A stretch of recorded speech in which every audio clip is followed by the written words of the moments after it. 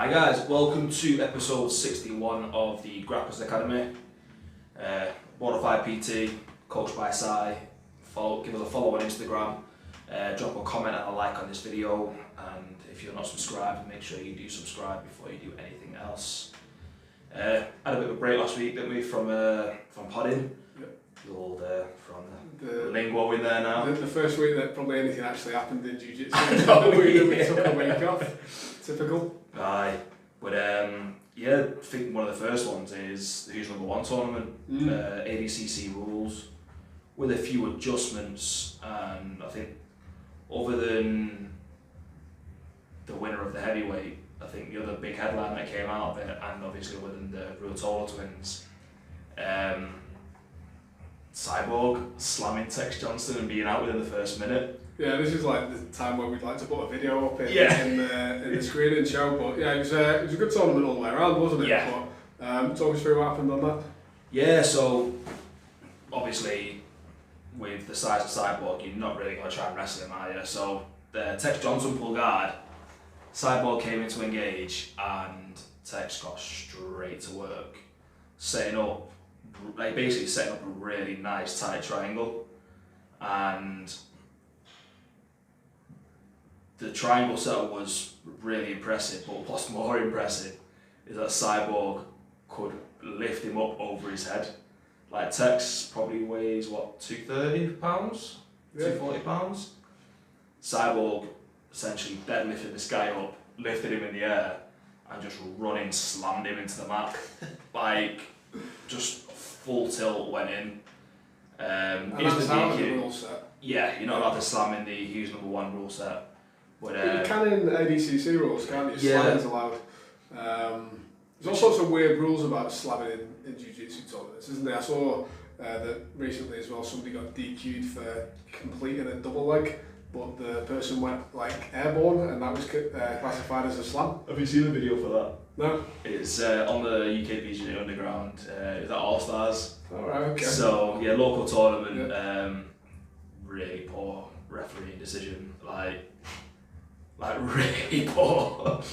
It was in the gi match, white belt category. The guy went in, landed a really, really nice double leg, straight through the middle, got the guy airborne, didn't lift him, literally just from the momentum of the takedown, the guy got a little bit of air, and hit the mat. As soon as they hit the mat, they both started working. The referee called it and DQ'd the guy that did the takedown. Now, from what I heard, the guy who received the takedown was basically like, no, I want to continue the match. It wasn't a slam, it was a takedown. And I was actually working towards a guillotine. And in the video, you can sort of see him setting that guillotine up. Both coaches apparently were going, what's going on? That was a takedown, it's not a slam. The referee dug his heels in and basically was like, yeah, it's a slam.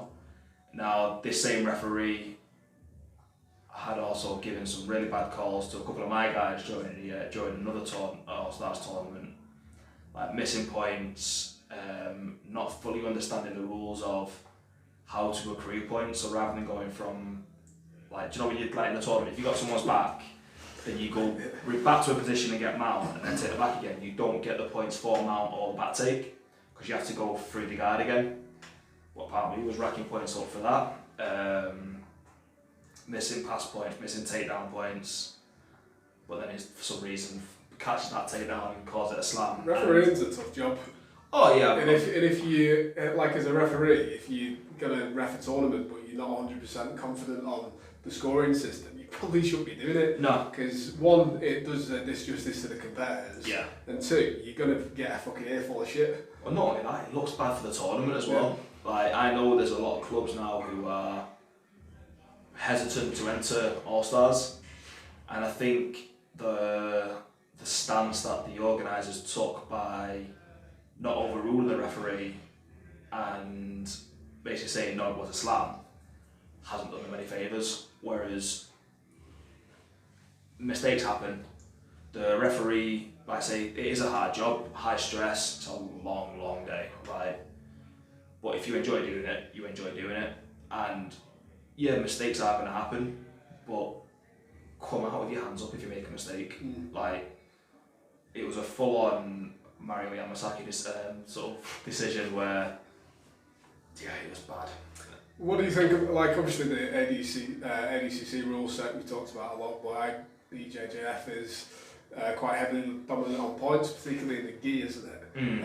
What do you think about smaller tournaments and IBJJF tournaments going to more focused towards submission only, and then if there's no submission in the time set of the match, then going to a ref's decision or a judge's decision, which would be essentially based on points, but not having the points as the main criteria for the victory? I quite like it. Like, I do think there needs to be a drift back towards a submission only. Obviously, still keep the time in there, so like, you can't have no time limit match at any tournament because it's just not. 10 minutes. What's the average match time for a local tournament? 10 minutes. Or 5 minutes for local tournaments. 5 minutes. If there's no sub after 5 minutes, then it goes to ref's decision, which is probably going to be based off points or aggression or activity, which is going to fall into the bracket of points anyway. It gets like white belts and blue belts focused on looking for subs, as opposed to passing guard and holding for 4 minutes. Makes it a little bit more exciting to watch and might get more people involved as well. No, definitely. I think for me the best rule set that I've seen is the Grapplefest rule set, where it's sub only and they rank sub attempts higher than anything else. So say you spend, like, you get taken down, they pass your guard and they pin you for 4 minutes, but in that last minute you make a sub attempt and it's very close but the guy escapes, you're going to win that match for that sub attempt. So it makes you fight for the submission more, whether it's going to go on or not, you're going to still hunt for that submission regardless of what position you're at. And then underneath there, positional dominance then takes the sort of winner leader for that for the points.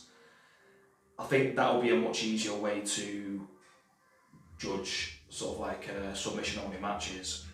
But also I do like the ADCC rule set of first 5 minutes no points, second 5 minutes points are included. I do quite like the negative point for pulling guard because it kind of encourages that wrestling and stops your double guard pull. It's good though as well, isn't it? If you are confident enough that your guard game's that good, or you want to play off your back, and you're happy to take the 2 points or point or whatever it is, take them and then play off your back. You've got to be pretty confident that you're going to be good in your game to be able to pull off a submission to get the win, or even get a sweep or reversal or something. But I don't know, like to counter that, not that I disagree with what you're saying, but maybe it is easier just for small local tournaments with as many matches as there are on the day, just to have the point system to avoid 100%. Arguing with referees on decisions, because it pretty much happens at every tournament, doesn't it? People are unhappy with the decision that goes their way or against them, and it's just going to stretch it out, more stress for the organisers and the refs, and stop the flow of it. So it's difficult getting a balance, isn't it? I'd probably say purple, brown and black belt level,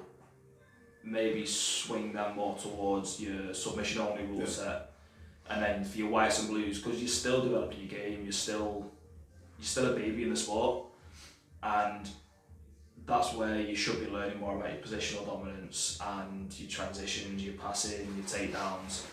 So have more of a point focused system for that, but then in your sort of what your advanced or your professional categories, depending on what tournament you're at, have the focus on the submission as opposed to your IBJJF rule set. What do you think about, I don't really know about it too much from a jiu-jitsu point of view, whether it goes on, but certainly like MMA and kickboxing and the striking sports that I've done over the years, you have like interclubs, don't you? Where, you'll turn up and you might have a match or a couple of matches against somebody else from the club, and it's supposed to be like 80% intensity. It never is. It's never. When somebody throws that wild first shot, it's a scrap.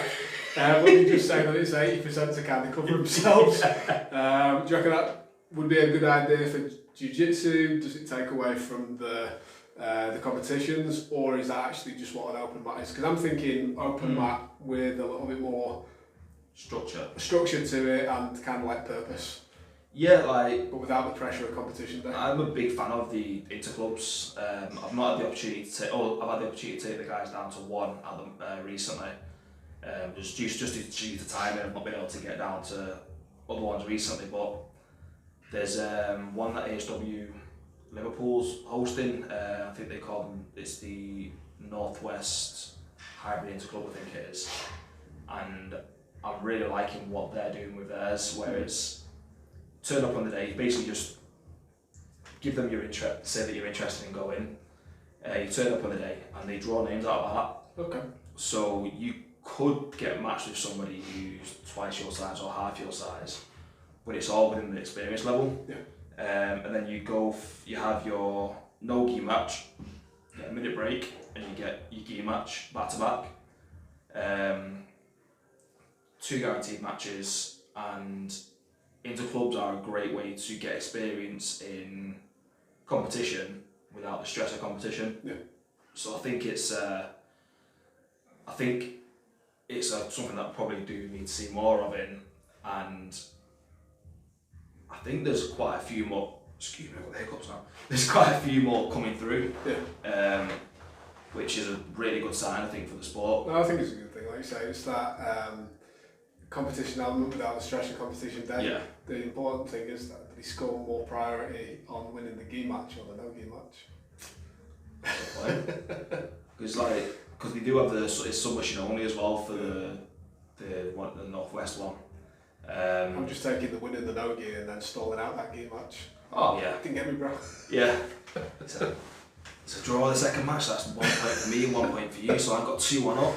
Technically, I quite like it. I also think that's a good idea for other tournaments. So rather than going in the morning gi, in the afternoon no gi, maybe go, okay, you're going to have a 10-minute match, first 5 minutes is no gi, second 5 minutes is gi, or the other way around.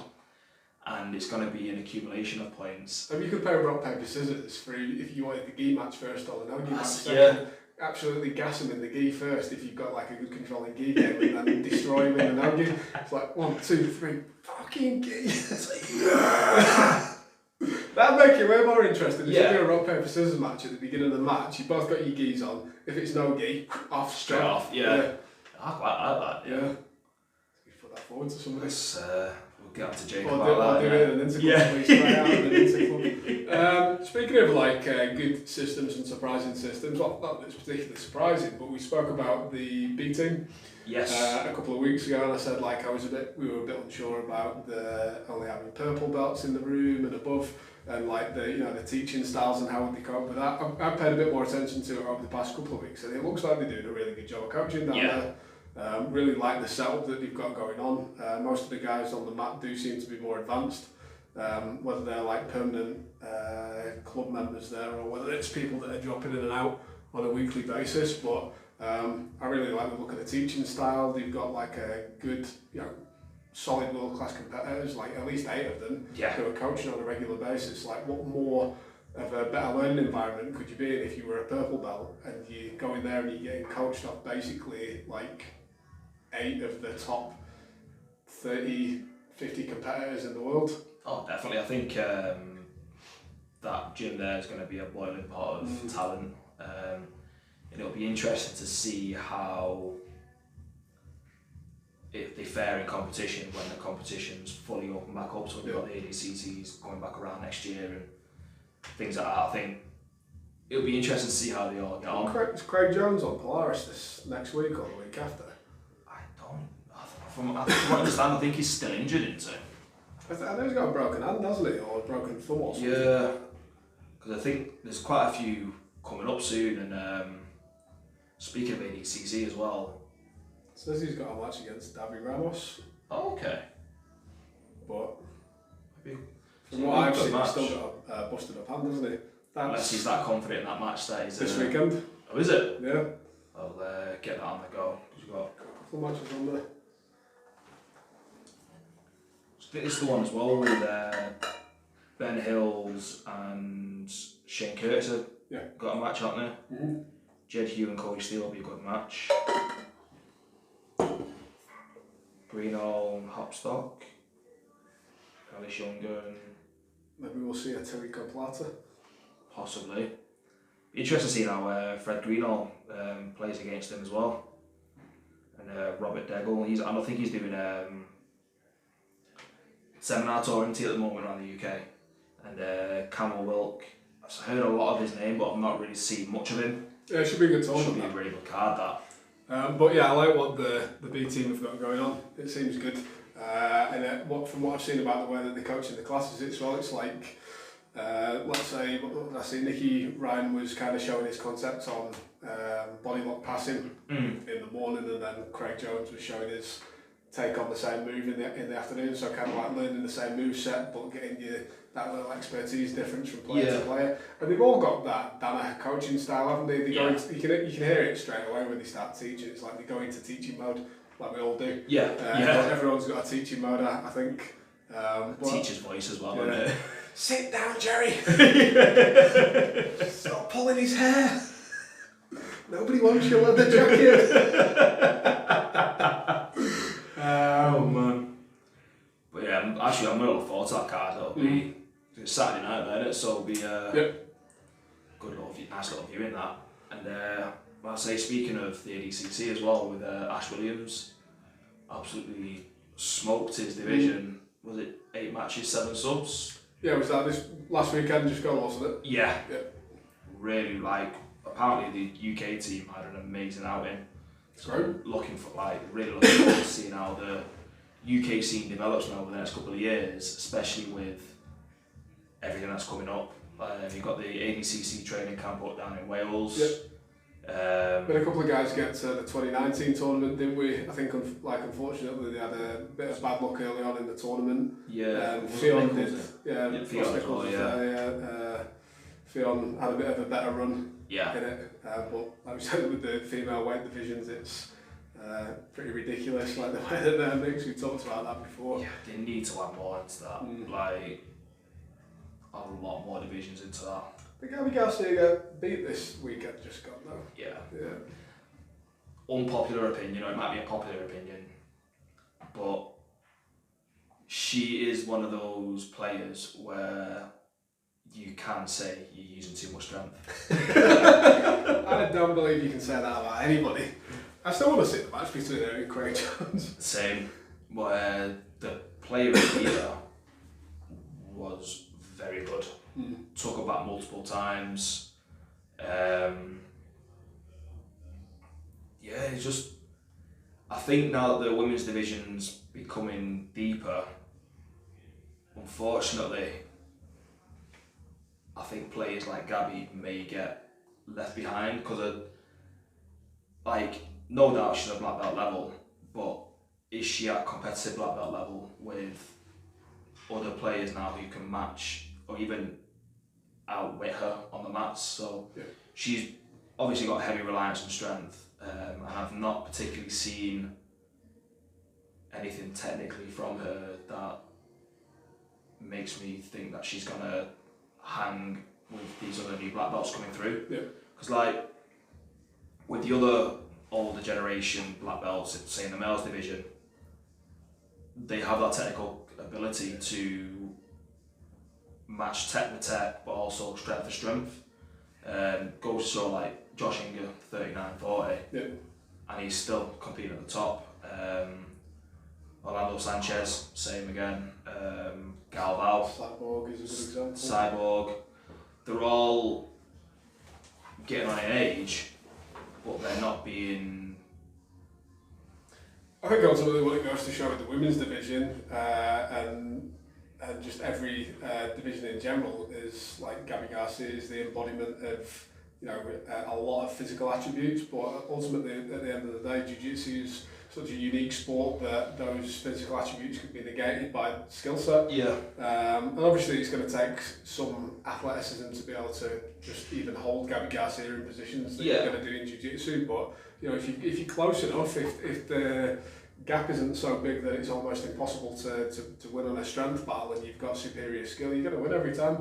And that's the whole argument of BJJ, isn't it? And I've actually heard a couple of people who've started BJJ recently saying smaller guys asking about, isn't this the perfect sport where I can beat somebody who's a larger opponent? And while that is true, that on the basis that they have a poor skill set or no skill set, so essentially a really well trained 65 kilo jiu-jitsu guy is going to beat a 90 kilo meathead who's got no skill. Yeah. In a jiu-jitsu Oh match. yeah. But if the 90 kilo guy's got some level of skill in jiu-jitsu, it's going to be a lot more challenging. Oh, 100%. But again, that's just the perfect example of having that skill gap closed. Yeah. Skill is the highest priority. Like, we've all been beat up by somebody who's been a lot smaller. Oh, 100%. Yeah. And you know, it always makes you realise how much more fun jiu-jitsu is when you win via technique. Yeah. Not via bench pressing somebody off. Yeah.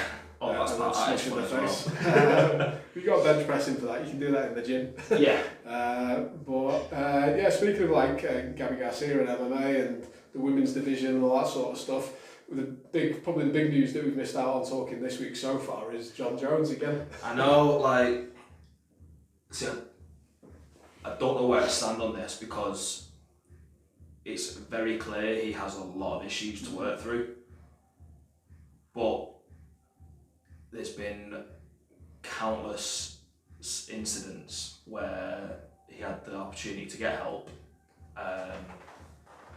and have his comeback and have his sort of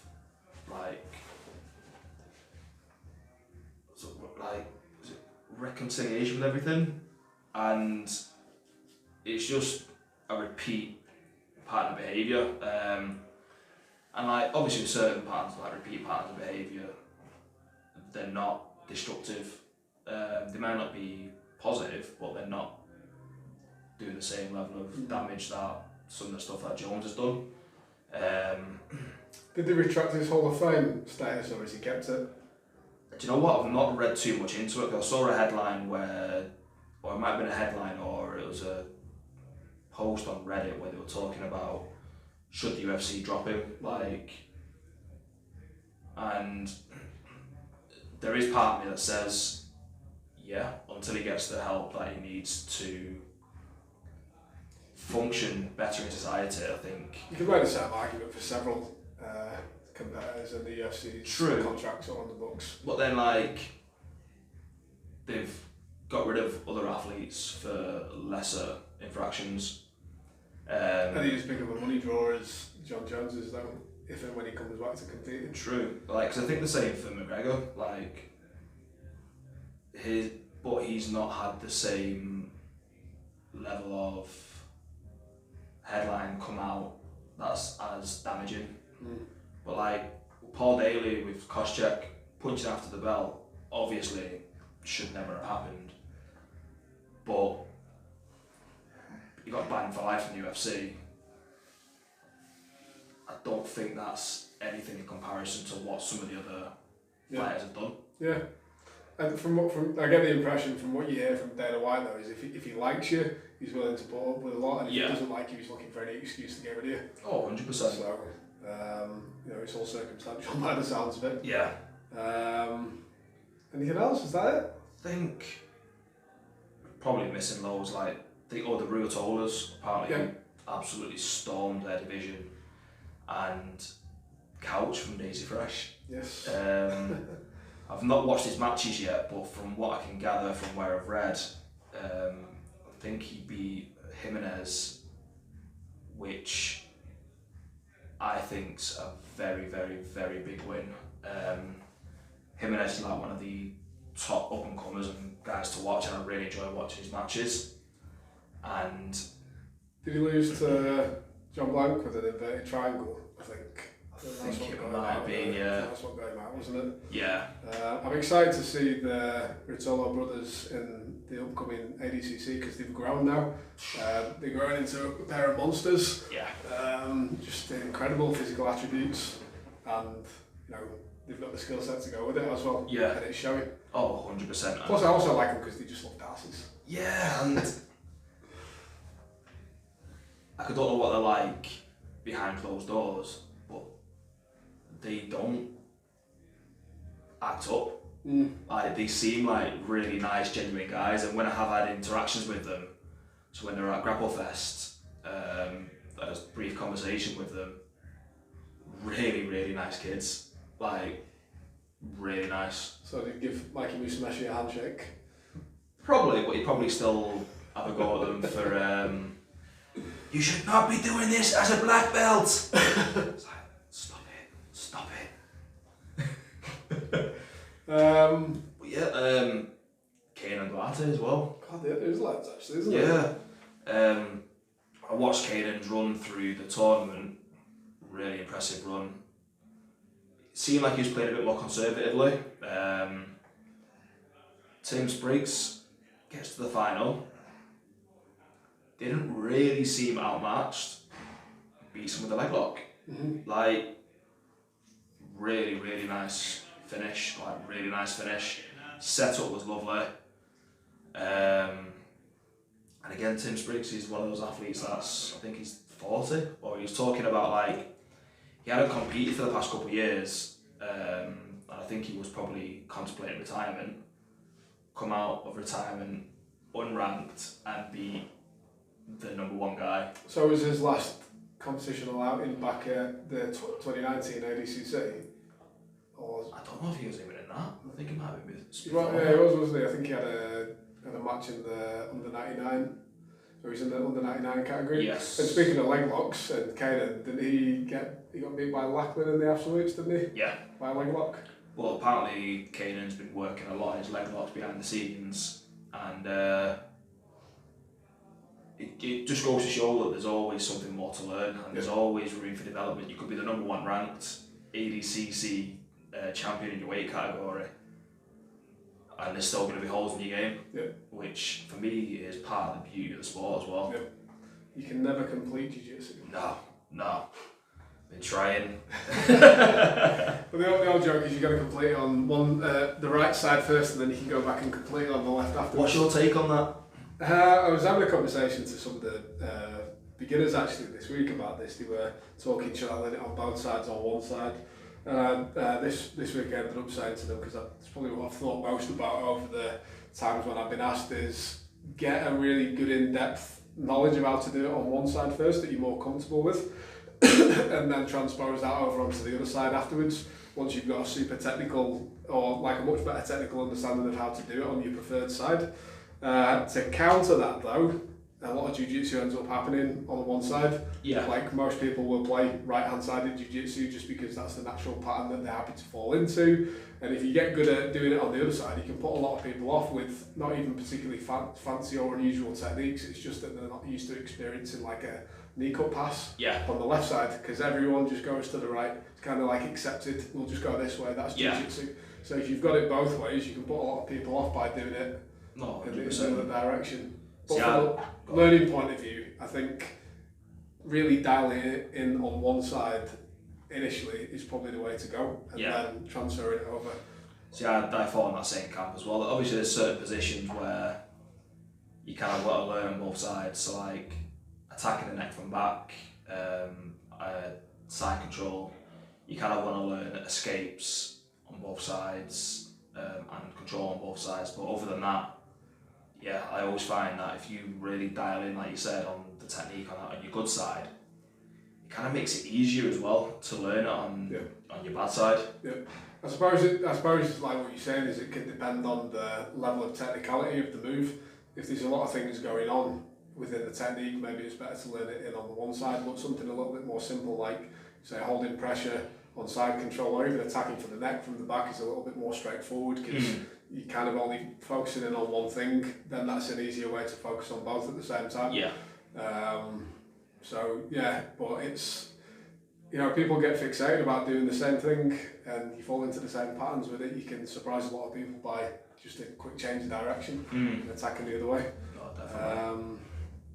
You don't really often hear about strikers or boxers going back and having a career as a southpaw after they've retired as very true. as an orthodox. But then you've got those players who can switch it up in MMA, and that causes a problem in of itself. Well, definitely, especially if you're used to one player standing a certain way and then they switch it up on you and start hitting you from different angles you're not used to.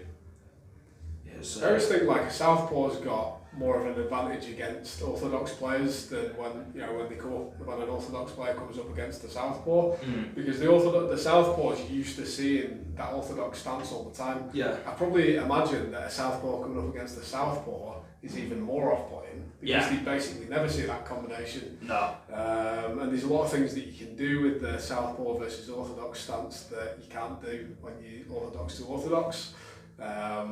So, like, yeah, I do think that the southpaws that have trained in the past, because they see so much orthodox stance in striking, that they've got quite a big advantage when they go up against you, or go up against people who aren't used to training against southpaws. But that's the fun of the sport, isn't it? That's it. It's a constant learning curve, isn't it? Yeah. Yeah, make sure you hit us up in the comments, drop us a message. Grapplers Academy across all social media platforms. Bonafide PT, coached by Cy. We'll see you next week.